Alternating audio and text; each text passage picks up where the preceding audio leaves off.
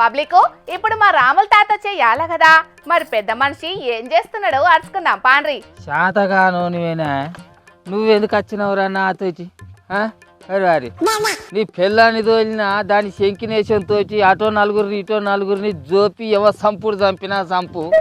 ఇప్పుడు నీది బలిగే నాది బలిగే ఒళ్ళు ఏమిటికి వచ్చినట్టు చెప్పు, ఎందుకు వచ్చినట్రా? అందుకేరా ఇంత శాతగానోడు యువతలకి వచ్చి ఏతులు చేయద్దు. ఇప్పుడు చూడు ఈ బతికేందిరా కథ మన్నుగొట్ట. ఓ తాత ఏందే పెయి మీద బట్టలన్నీ పేల్కలైనాయి, ఏమైందే ఇంతకు? అది కొడుక ఇది ఎప్పుడు చూసిందిరా నన్ను? ఒరి వారి ఇది నన్ను చూసేది ఉంటే మంది అందరూ చూపించి నా ఇజ్జత్ అంతా తీస్తుందిరా. నేను లేనని చెప్పరా? నేను గచ్చి చెప్పు పాడుతావు. ఏ నీ వెనక మారనే ఉన్నాడు కాదే మా ముసలోడు. ఇంతకీ ఏమైందో చెప్పుండ్రి. ఎవరితోటన్నా పంచాయతీ కొలుసుకున్నారా లేకుంటే పుట్టుగా దాగి ఏమన్నా పడ్డరా? ఓ దేన్నో ఇట్లా మన్ను కొట్ట ఇది ఏమైనా మనల్ని తాగుడు పాలు చేస్తాను ఏంద్రా ఈ పాసుబాట్ల మొక్కంది. అరే నాకు ఏడ పని పట్టలేదా అని ఎప్పటికీ నేను ఇక తాగుడు మీదనే ఉంటారా అని మంది కొంపలు ముంచేదానా? నన్ను తిట్టుడు కాదు మరి ఆ దెబ్బలు ఎట్లా తగిలినాయో అది చెప్పు ముసలోడా. పేరు పెద్ద ఇరకం శాత లేకిడి ఇరకం అన్నట్టు ఇంత పొడుగు అంత పొడుగు మాట్లాడంగానే అయిపోయానా? మరి బయట కథ ఎత్తున్నది, జనాలు ఎత్త తిప్ప పడతారు అనేది చూసుకోవాలనా వద్దా?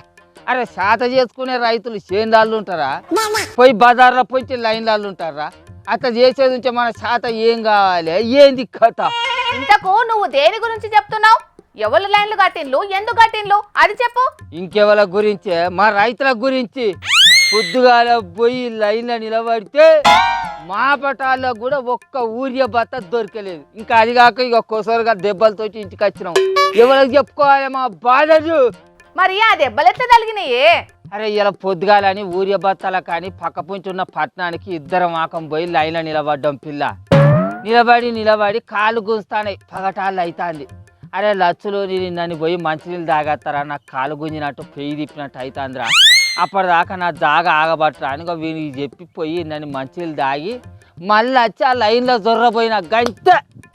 నువ్వు వెనక మర్రున్నోనివి, నువ్వు ఇప్పుడు వచ్చినోనివే మళ్ళీ లైన్లో జొరుతానవా ముసలోడా అని ఆ వెంకటేష్ గాని పిల్లం నన్ను ఇరుగా నూకేసింది. నూకెత్తగా వీడు వచ్చి నన్ను లేవచ్చి అరే నీకేమన్నా తలకెత్తికగిస్తున్నదా అని ఏమో ముసలోని గత్త నూకేసినావు అని వీడు పుసుక్కుని అన్నాడు గంతే. ఇక చూసుకో ఈ రేషం వేసి నన్ను గట్ల అంటారా అని వీడిని నన్ను ఆకం ఇద్దరు నాకం వంగ పెట్టి దిమ్మిస గుజ్జినట్టు గుజ్జింది. ఏమో గుద్దుడు చుట్టుముట్టున్న వాళ్ళు అందరూ వచ్చి ఆగబట్టినా కూడా అది అసలు ఆగలేదు. పిల్ల ఇద్దరిని సుడిపడేసింది అంచను. నేను కూడా ఏం తక్కువ ఉంది కాదు, నేనే నూకున్నానా దాన్ని సిగబట్టి గచ్చిగానే కొచ్చిన. కానీ ఆ ఉద్దంలో జరంత మాకే ఎక్కువ దెబ్బలు తగిలినాయి గంతే. అవి అవి దెబ్బలు. కానీ ఈ లేకిడోడు ఇంటికాడనైతే పిల్లం మీద కయ్యర కుక్క కదా మొరిగినట్టు మొరుగుతాడు. ఆడ మీద కనబడే తెలియలేదా? అసలు ఇంటికాడ ఎందుకు ఎదురు కొట్టాలి చెప్పు? కుక్కను కొట్టినట్టుకు వచ్చింది ఇద్దరు నాకు. పోసిని అన్నాలం పాడుగాను ఈ యూరియా కట్టాలు అంతటా ఉన్నాయి తాత. ఏ రైతు సొసైటీ కాడ చూసినా యూరియా కోసానికి రైతుల లైన్లు గిట్లనే ఉన్నాయే. అరే అది కాదు పిల్ల, మన రాష్ట్ర సర్కార్ అయినా మరి రైతులు ఏం పంటలు వేసిండ్లు, ఎంత వేసిండ్లు, దానికి ఎంత ఊరి అక్కర పడుతుంది, మనం ఎంత తెప్పియాల్సి ఉంటుంది అని చూసుకోవాలన్నా వద్దా? మరి ఆ లెక్కలేం చూసుకోకుండా మమ్మల్ని ఎందుకు ఇంతగానో తిప్పల పెడతాను చెప్పు? పంట కాలం రాగానే ఎప్పటికీ విత్తనాల కోసం ఇదే లైన్లే, ఊరియా కోసం ఇదే లైన్లే. ఎంతకాలం మాకు ఈ లైన్ల తిప్పలు, ఎంతకాలం ఈ మాకు గోసలు? ఏమోనే సర్కారేమో రైతు రాజ్యం తెచ్చింది మేమే అని గొప్పలు చెప్పుకుంటాంది.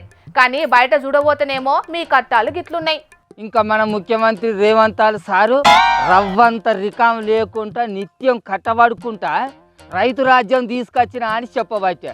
దానికోసానికి మోడీ అయినా సరే, కిషన్ రెడ్డి అయినా సరే, కేసీఆర్ అయినా సరే, కేటీఆర్ అయినా సరే, ఎవరైనా సరే చర్చ పెట్టుకున్నందుకు నేను సిద్ధం అని సవాల్ ఇసరబట్టే. గవాలతో ఎందుకు చర్చలు? బయటకు వచ్చి మా రైతుల కట్టాలేందో చూస్తే అర్థమవుతుంది కదా వీళ్ళు ఏ పార్టీ రైతు రాజ్యాన్ని తీసుకొచ్చిర్రో. సరే గాని మరి మన కాడున్న సొసైటీలా యూరియా బత్తాలు అయిపోయినాయట నానే.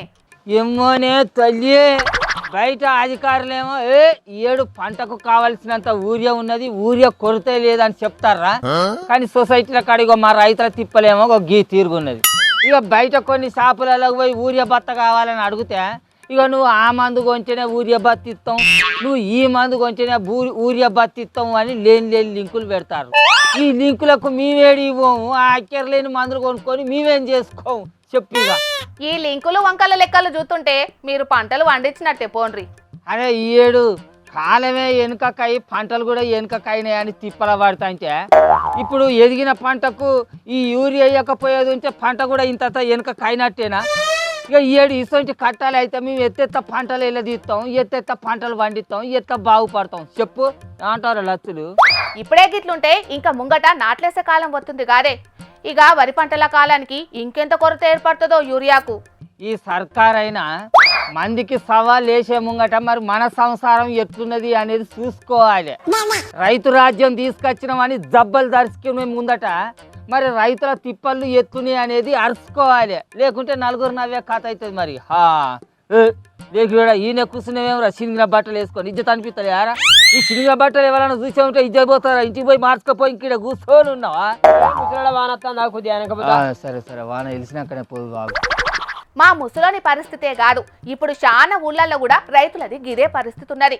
ఓ దిక్కు సర్కారు మేం రైతు రాజ్యం తెచ్చినామని చెప్తున్నది కానీ మోక మీద చూస్తే మాత్రం రైతుల తిప్పలు చిన్నగా లేవు. యూరియా బత్తాల కోసం పడరాని పాటలు పడుతున్నారు రైతులు. మరి రైతుల గోసలను సర్కారు ఎప్పటి వరకు తీరుస్తుందో చూడాలే.